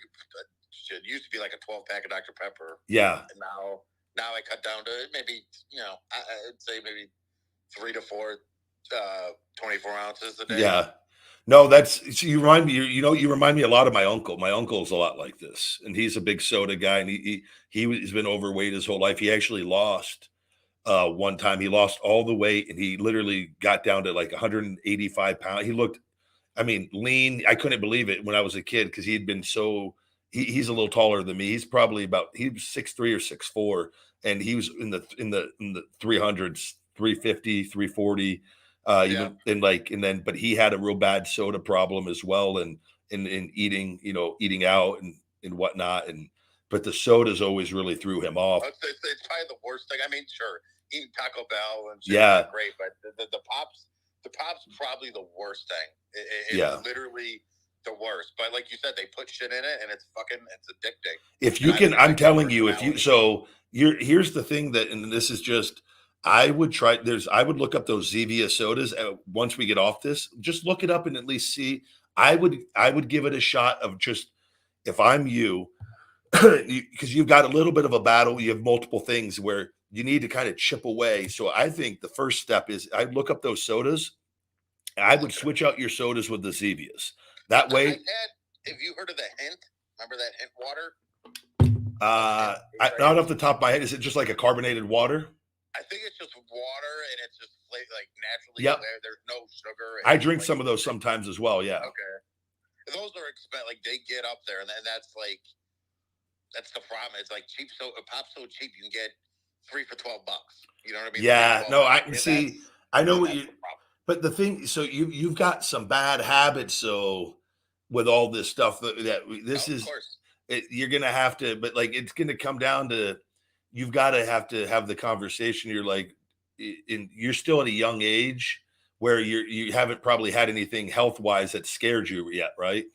Just that back surgery terrified. But like as far as like your heart or like anything with like no like what is it, diabetes? Yeah, like that. But at some point, like it's gonna happen if I keep it up. Yeah, sure. And like there's no doubt at some point, and then it's like going to be it might be too late, and like but your quality of life. I think if you can make positive changes and like and just hear me out, like if you buy the Zevia sodas and you find a way to just you buy 1 or 2 cases and you have maybe 2 a day, and you try to just, you got to have a little bit of discipline in this where you give yourself an opportunity to rid yourself of this shit that you're putting in your body. And if you can start doing this, you're going to then, if you could do that with the sodas, we could then move on and start addressing it a little bit better with the food. And with people like this, that I find the best way to do it is not to take it away from them entirely, because it's tied into happiness as well. You whether you realize it or not, these things keep you going. Like I used to do this with like Starbucks coffee, like always made me happy. And I would go get it every day because it made me really happy. I eventually just gave up coffee because I was taking too much caffeine, and I knew I had to, if I wanted to get better and heal, like with my stuff, I have to get rid of the amount of caffeine that I'm cutting, and I got to get rid of coffee. And I tell you though, and it within a matter of days, that addiction like lessened and lessened and lessened and lessened. And now I don't miss coffee at all. I'm sure if I had one, I would love one, but I know firsthand, like things can be done if we just if we have to have a reason for it though, with it, that an underlying reason. But I think if you can get some of this stuff into your body less and start with the sodas, and you just go, but you might have to have a little discipline. So you because I think you talk yourself out of it. You go, it's more expensive. So you've justified in your head that it's not worth the effort. But I can promise you though, like it is worth it if you could start doing it, because like, look, you're still young and whatnot, but like, I don't know if you have a girlfriend or want to have a girlfriend or eventually want to settle down or have kids, or like, I think though, if you like make some positive changes, you're going to open yourself up to a more fulfilling life in other areas in the next 10 years. That so if you start now. Yeah. So my depression, my mental stuff, I don't want to have kids out of, because I don't want a son or daughter to feel like that. I have a niece and nephew, so that's good enough for me. Yeah. They're 7 and 11, so that's perfect for me. But I know what you're saying. I make excuses. You're not wrong. No, but we all do on things. But I think if you can, I think a big part of your depression is being overweight. Yeah. And I think so if we could find a way to get you going to where, like, the only way you're going to fully know this, and like your whole life can be so drastically different in a year from now, if you just give it a shot. I'm like, if you just go, I'm going to take 1 year and I'm just going to fucking try this.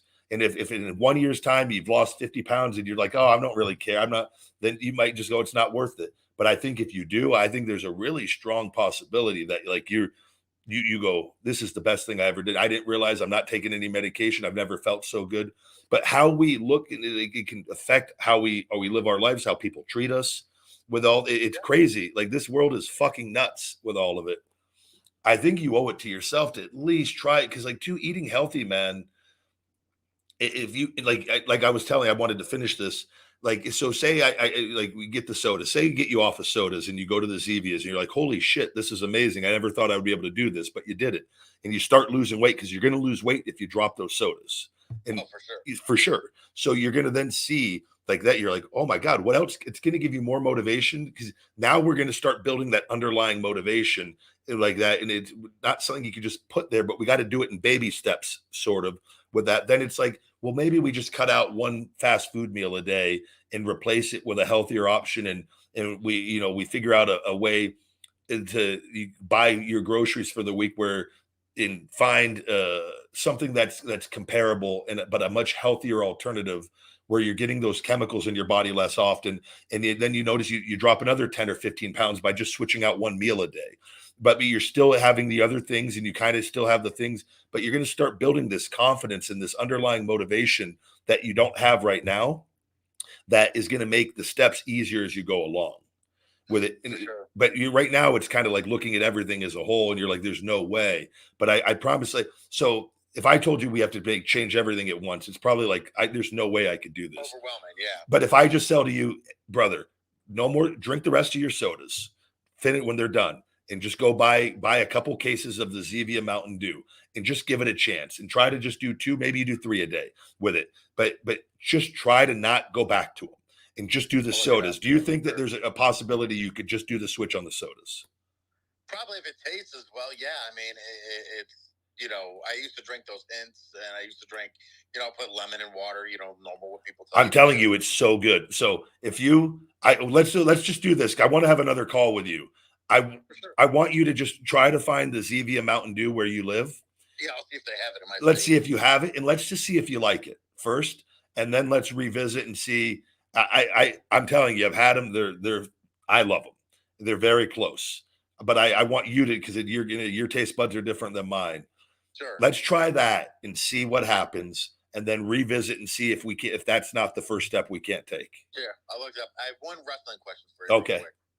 So, what is your opinion on? Remember back in I don't know 2013-14, where Brock went off on the Randy Orton and legitimately elbowed him. Then you had another instance. Remember with Brock and Strowman, where he actually kneed him in the face. Yep. Like, what's your opinion on that? Is that just him getting too angry and not controlling his anger? And I don't know about the Randy Orton because I heard multiple reports. It was staged. It was not. I know the backstage altercation with Jericho was legit. I was wondering I think you were there around that time. I was gone for the Randy one. Okay. But I can tell you, I don't know. And Brock and Brock and Randy know each other from OVW and always got along by all accounts. And Brock has always been very professional. So from everything that I know, and that was just scripted. I don't see Brock and I don't see Brock ever doing anything like that as far as elbows like that to the head with a guy that he has a history with. And Randy, it was that to me, that was 100% like that's what they talked about. And that everyone was in. Now Jericho, I think the thing that makes that so questionable is the Jericho part, but Jericho probably just might not have known what was going on and just genuinely got pissed, right?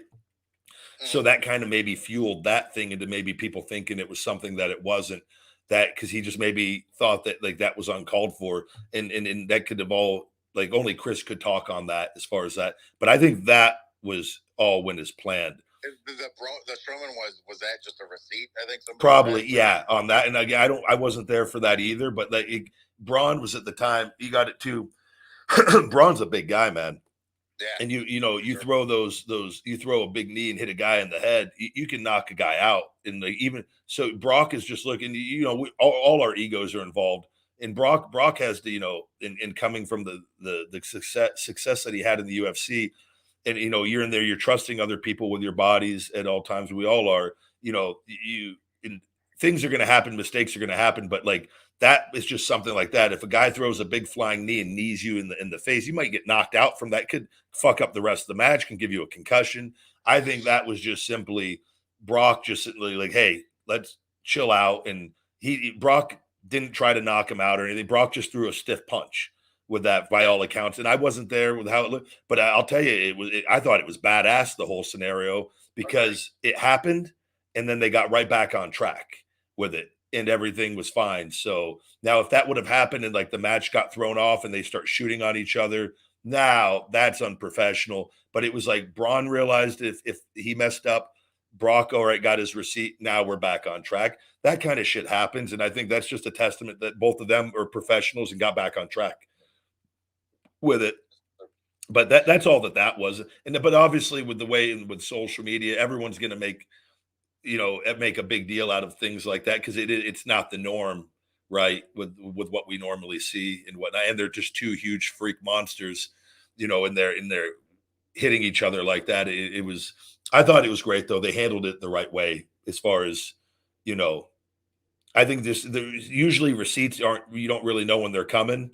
And you might just get, but that one we all saw was the receipt. So yeah. Alrighty, you said it's Zevia, Zevia, right? Zevia, yeah, Zevia. They're on Twitter here. If you need to look them up just to see, but they have on their website. They have a store locator. If you put in your zip code on Zevia.com, I think. Okay. I'm telling you, you'll be able to. Hopefully, they should have it. It's somewhere. Just try it, and then let's come back on and see if you like it. Yeah, for sure. I'll come back. I appreciate the time, and I hope that chase thing gets solved. You don't like to see it happen to anybody. No, I appreciate it, and thank you. And man, good luck with everything. I hope to talk more with you, man. I hope we talk regularly on here, and in a year, you're fucking down 100 pounds. Yeah, for sure. I'll keep in touch for sure. Okay, let's do it. Later, brother. All right, have a good, happy 4th. You too. Good deal. I understand completely on all this, man. That was, and I'm glad. Thank you, RT brother, for opening up, and it's good. I love talking wrestling, but I feel I have a little bit of knowledge in some of this stuff, and like I understand, and I think it's just baby steps. That movie, What About Bob? I always joke about this, but baby steps. I'm extreme. I'll do everything all at once.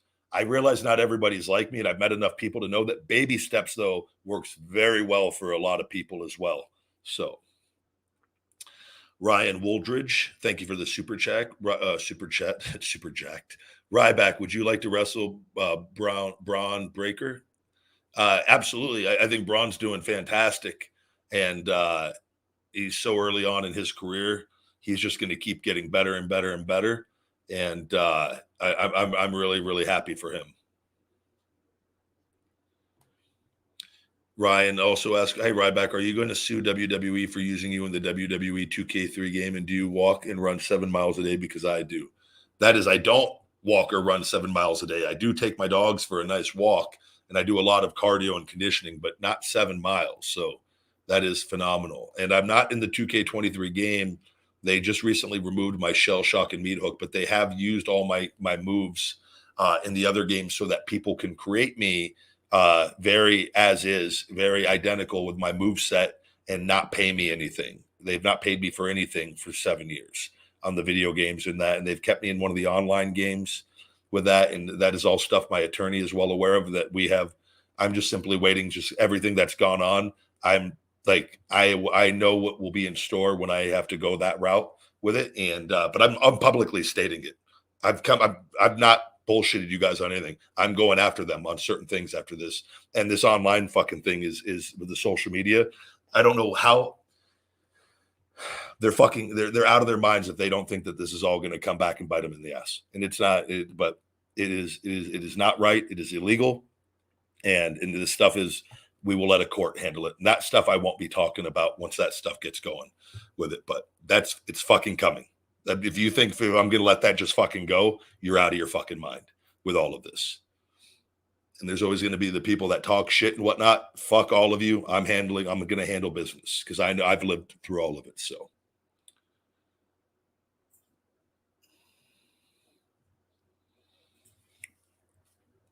Let me see here. We'll go one more caller here, one or two more callers on the Ryback show today. Old Bruce Fowler. Bruce, how you doing? Welcome to the Ryback show. Hello. How you doing today? Yeah, I'm good, Ryback. How are you? I'm very good, thank you. What's on your mind? I don't normally get to chat to you, to be honest. The babies are usually awake, so this time over in the UK, so I normally listen, but I don't ever get a chance to chat to you. But they've gone to bed early, so I just thought I'd see if, just have a chat, really. Happy 4th of July to start with, buddy. Thank you very much. Looking forward to it, as always there. And what time is it in the UK? Just gone 8 o'clock. Okay. 8 Good. p.m.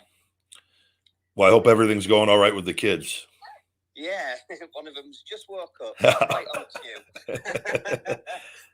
So I might have to cut this a little bit short, but I just hope everything's going okay with Chase. I hope everything gets sorted there, buddy. It's not a particularly nice situation, and I hope you're well. I hope you're well supported and looked after, buddy. Thank you. No, everything's going to work out all right, and I appreciate the support. And we'll try it when hopefully we'll do another time here. I'll recognize you, Bruce, with the kids in the UK. I've got a pretty good memory, so if I see that requested again, I'll try to get you back on here. Ah, cool. That's great. I'm really looking forward to you getting back to wrestling. I can't wait. Me and my older 2 children have always followed you, and we're really looking forward to it. I hope you get a chance to wrestle in the UK at some point as well. I think that will be a possibility, and man, I thank you so much for all the support. It means a lot. Well, you're welcome. You're an inspiration. You really are. You work hard. You've got your morals right, and you stick to your guns. So that's truly an inspiration, buddy. Thank you very much, Bruce. And well, I hope you have a good one and have a good night over there. And let's get back on here when the kids are asleep. That sounds good. As you can hear in the background, I'm gonna have to go. All right, but tell the kids I said hello. I will do. They'll love that. They'll absolutely love it. My eldest just wants to say hi. You got. Hey, buddy, how you doing? Good. I'm going to leave you with one thing before you go back to bed, okay? Go. Yeah. Feed me more. That's amazing. All right, buddy. Thank you, buddy. I'll speak to you soon. You have a good one. Will do. Bye. Bye-bye. Awesome. I apologize. It was probably my loud booming voice on Twitter Spaces woke up the kids.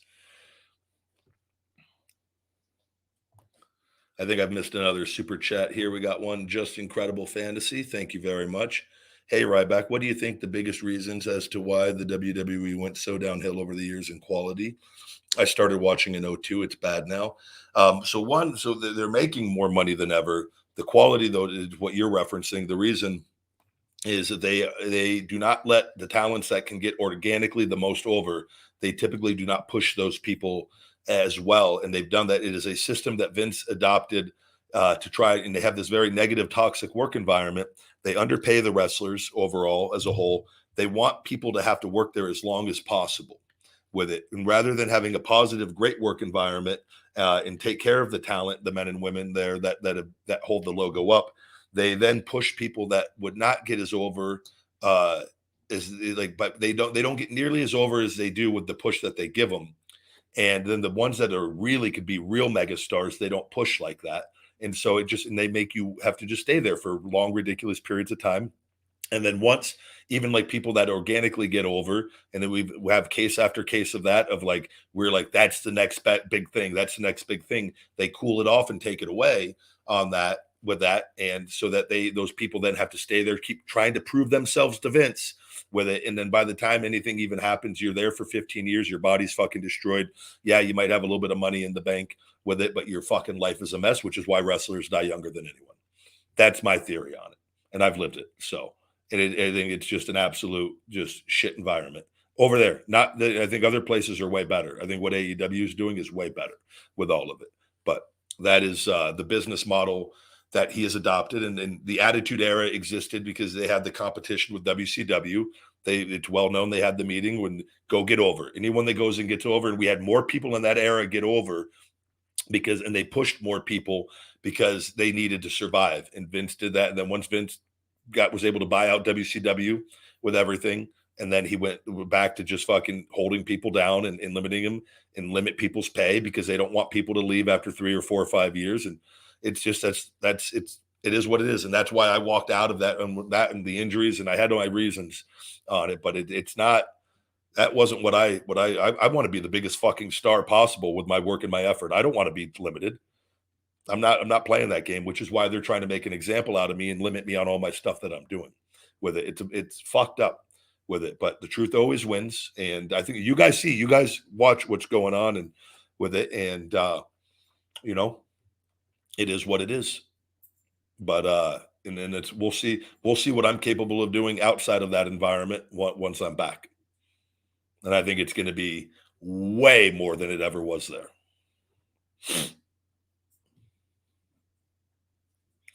We'll do one more call here before we wrap up today. Big Tank. Big Tank, welcome to the Ryback Show and happy 4th. What's going on, Ryback? Not much. How are you today? Not bad, buddy. Just chilling, man. You? Doing well. Just doing the Ryback Show. Got to get ready. Have my ISO Hungry protein shake and some coconut oil, and I got to do my wet rehab and then a big shoulder and conditioning workout today. Yes. So I was looking at your Twitter last night, and I see the little, like, I guess it's from the muscle or like all being caught up. What is that? That's the wet cupping. So that what you have to do, you have to disinfect the whole area, and then you take a lancing pen that's just like a little pricker that pricks holes in your skin. Okay. And then I've got the wet cupping, the cupping devices, and then you've got to put the cupping devices on and you put them on maximum pressure.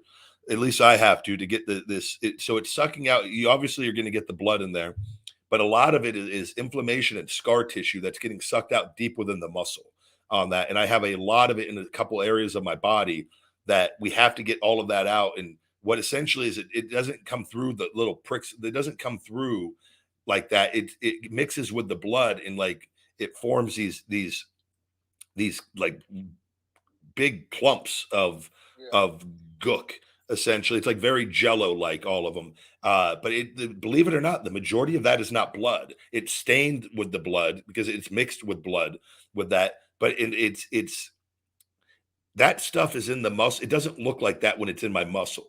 But that stuff though is I was trying to give people an example of what was told to me, and just it's almost like it just is a glue that weighs the muscle down that prevents the muscle from being pliable and moving and stretching properly with all this scar tissue that we've broken up. So it has the more of this that we keep getting out, because I can already tell you there's certain areas where it was really coming out a lot that it's not coming out of anymore. It's just normal now. So, and nowhere else on my body does this happen. If I put that wet cupping on my other shoulder, it just gets a little bit of clean looking blood. Nothing else comes out because I don't have any scar tissue over there. But on that right shoulder, it's getting those globs out like that, because that stuff is just there's a couple areas in particular, my trap and my rhomboid, that is just filled with it. And so it's just essentially cleaning it out, and where it's allowing my rehab to work better, where my muscles are essentially healing quicker and more properly, and they're becoming more pliable, and my strength is increasing again finally because the muscles aren't glued and frozen down, is the best way to try to describe that. But it gets sucked through the holes. It doesn't get sucked through in one big glob, but that glob, it forms together inside the cup like that. Yeah, but that shit looks painful though. I don't know why. I was looking at it last time. I was like, God damn, dude, that shit looks. I love it though, because I would imagine I'm so used to pain on that right side because of all the stuff I've had to do for this shoulder, but I know I'm getting better every time I do it. So like, I look forward to doing it because I'm like, I want all this stuff out of me, and I just keep feeling better and better, and mentally keep getting happier and happier because I know that I'm like, I'm noticing the difference. So it's like, but yeah, it's not, I couldn't believe it. When I first saw it, I was terrified. When the doctor showed me, I thought it was my blood. I go, I'm going to die of a heart attack. Yeah, because I go, that's all clotted blood. And she goes, no, that is not the blood that's going. And I've given blood. I get my blood work done twice a year, and my blood looks great. And so that's when I did all the other areas. Like, I didn't believe her. So like, I tried all the areas of my body, and I was like, oh, okay, she's not lying to me. Yeah, but like I said, I was scrolling Twitter, and then I seen it. I noticed that. I'm like, dude, that looks like, I mean, that's crazy coming out of you, like you're older like that. Like that's insane, dude. Yeah, no, I just want people to. I've tried to document enough of this where people can understand. Like, it is morning to night, like, of trying to overcome all of this and get better, and I'm so close. So it's wild. Like I'd never seen anything like it. Like, I wouldn't believe it unless I did it every day and saw it like this. So yeah, because also I know there's a lot of benefits from cupping as well. Yeah. You know, I got like my brothers, they do it. I got friends, everybody does it. Are you supposed to do it like every day, or are you supposed to take a break in between? Because you're also taking a lot of blood. Yeah, so I take breaks on it too as well. I will say I've gone pretty hard on this. There's certain areas that we had to get because I'm trying to get this as quick as possible. The good thing to know is like this is what I was saying. I've done it. The amount of blood that comes out of with the cup, there's not as much blood as you would think. Yeah. It looks, but with all the scar tissue and the inflammation that comes out of this, it looks like there's a ton of blood with it. Yeah. I could tell you this just based off. We've been doing it now for a couple months, and like I will say there was one time, and we did a lot of the cupping where I think we had like 12, 13. I think we had 14 cups on the area all around, and I could tell you that the next day I was a little fatigued, and I go, we can't do that, and nothing horrible, but I go. I've got a system now where I know if I do 2, 3, or 4 cups a day, that I'm fine. So that's kind of what I'm not going past that. So that way I can keep attacking the area that I got to attack every day. And I've talked with the doctor that introduced me to this. And again, so I'm doing it. I'm trying to get better in as short period of time as possible. But exactly what you said, I'll probably take at least 2 days off a week. I'll go like 3 days, take a day off, go 3 days, take a day off is what I've been kind of doing. So yeah, kind of like put it like on the schedule. You know what I mean? Yeah, and I typically, yeah, and like what I've done, like today I did 2 of them early in the day, and I'll do 2 more at night where I space it out a little bit throughout the day on that too. And then but yesterday I just did 4 at night with it on it. So, and that was what I took the video of that last night. So, have you ever thought about using black seed oil on your diet or no? I have taken that years ago. I'm not taking it currently, but I took it for a brief period of time. Because I heard some incredible stuff about it. Because I'm honestly I'm using it right now for some weight loss. But I mean, dude, that thing it's insane. That's all I gotta say. Yeah, I'm gonna have to look. I took it when I was really hurt though, and that wasn't going to get me better on its own. I might order a bottle on Amazon and see if I notice a difference with it where I'm at right now. Well, yeah, because all the inflammation in your body, that's what it fixes everything, from like torn muscles, and it just overall is good for especially if you work out every day like you, and build body mass, and it's incredible, man. I see a lot of good positive stuff about it, and also I don't think there's any negative side effects of it. You know what I mean? Yeah, I didn't feel any negatives when I did it. That's something I'm gonna order a bottle. I think you've talked me into it. I'm gonna order another bottle on Amazon. Yeah, dude, it's definitely awesome. And then one more question. I see you got a lot of supplements. Like that you're selling. So which one is the best for weight loss? Which one do you recommend? The Shell Shock Weight Management Formula Fat Burner is our best seller, and I've had people. I'm not bullshitting you. Literally have emails from people losing over 100 pounds since adding it into there, along with working out and adding cardio in. I've seen some incredible stories from people already on it. So it is. I take it 5 days a week. I love it. Oh, really? How much are you supposed to take? Like, is there such thing as too much? You know what I mean? Yeah, well, you follow the serving size on the back. There's so you can do. There's various ways if you could try. If right now I'm just taking 4 capsules a day because it has 40 milligrams of caffeine with it. But there will come a point where I'll have to cut down on my wake up unlimited energy, and I'm going to replace a little bit of the caffeine with another serving of Shell Shock. But typically 4 capsules twice a day is what most people do. Okay, because right now, like I said, I'm not the tallest person. I'm like 5'8", 5'9". Well, the Shell Shock's not going to help with that. Oh, no, I know that. I'm kidding. I'm just saying, like I'm like 5'8", 5'9". I weigh around like 229, 228. Okay. So, what do you think? Do you think I should like tone it and make it too muscle, or should I just lose it a little bit, like maybe like 215, 210? It depends. What's your body fat percentage? Honestly, I'm not sure. That I do not know. Do you think that you want to be leaner? But that's the thing, though. Everybody who sees me in person, they're like, "Dude, there's no way you weigh 230. There's no way. Like, there's no way in hell." But do you think that it depends on what you want to do though? Do you want to be leaner, or do you think, are you happy with how you look? Nah, build muscle for sure. I think though, if you want to build muscle with that, I think it's always best. So you don't want to put on a lot of body fat. You have various ways. We've got the Big Guy Male Performance Formula, which is a testosterone booster, all natural, not a steroid or pro hormone. I would say do that for 3 or 4 months, and then if you want to cut, then I would say do the Shell Shock after that. Oh, okay. But that the Big Guy will help you lose body fat as well with that. Yeah, that's what I want to do first. I want to lose some body fat, and then start going crazy. Oh well, then what I would do, that if you want to do that, then I would do the Shell Shock through the summer and all the way through August, and then see where you're at. And then if you want to try to build muscle and do more of a like a lean bulk, then you could do like the Big Guy, the 10 count creatine. I would add in protein. You could do that either with adding in the ISO hungry or just more protein with more food like that. Yeah. But I would try that and just add that in with 2 servings a day. I'm telling you're going to lose some weight on it. What are the results you think, like roughly, like, just an estimate, like, it depends though. Like I've had people that have lost over 100 something pounds because they put in the work.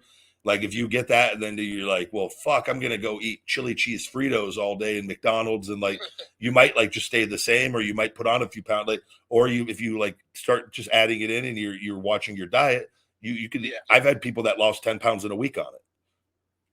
So it's like, that's a real email. Somebody just took it before a wedding and lost 10 pounds. And it depends though on how you're living your life as well. Like with the things that you're doing. So. Correct. No, it's funny because I was reading some reviews on your supplement, and I think like a couple of people mentioned that they said they lost like 20, 30 pounds in less than a month. I was like, holy shit. Those are real. Those aren't, it's not bullshit. I've never paid for a review. I just let the real ones add up. Like I'm telling you, I wouldn't be at this. It's not a bullshit. It's not a gimmick. You will see. There's nothing. I'm telling you, they work. It's just about it. Some guy even posted a picture on him like before and after, like on the scale. You know what I mean? Like he was like 220, I think, and then he went down to like 195, 200. I was like, God damn, dude, that's crazy. You should just, I'm telling you, try it. Right now, we're doing the Independence Day sale, 30% discount code Independence30 on there, and get a couple bottles and see. I'm not bullshitting you. It works. I'm definitely gonna give it a try. I promise you that, dude. I'm definitely gonna give it a try, and then once I see any results, I promise you, I'm gonna come back on here and let you know. Just don't fucking eat a bunch of shit, and like some people do that. No, I'm not. No. All right, just give it a fair shot. All right. Yeah, no, definitely. Yeah, I'm definitely gonna give it a try. I'm actually gonna order it as soon as I get off the phone with you. I'm gonna go ahead and order it. All right. Well, I appreciate it, brother, and let's get you back on here then. Yes, sir. Yes, sir. I'll be on. Sometimes I'll be working and shit. I'll be busy, man. So I understand. Soon. All right. Well, you have a good 4th and be safe, and I appreciate it. All right, man. Happy 4th. Be safe. And one more thing. Fuck Chase. I agree. All right, buddy. Thank you, bud. All right, bye. Good deal. We're going to end with that one. That was a great one to end on. Thank you very much, buddy. Everything. Guys, thank you as always. We will be back tomorrow for another edition of the Ryback Show. I hope you guys all have a very happy and safe 4th of July. I appreciate everybody that came on with me today in here Monday through Friday. If you can leave an iTunes review, go to iTunes when the show is over and leave a star rating and write a review. It is greatly appreciated. We should be moving up the charts this week as our shows come out, and seeing where if we keep edging up closer and closer in the audio every week with that. So I appreciate all the love and support. Feed Me More Nutrition, 30% off until midnight Pacific. 4th of July sale, discount code Independence30, Independence30, feedmemore.com. All right, guys, let's have a good one. Have a happy and safe 4th of July. And until next time, my friends, stay hungry. Feed me more.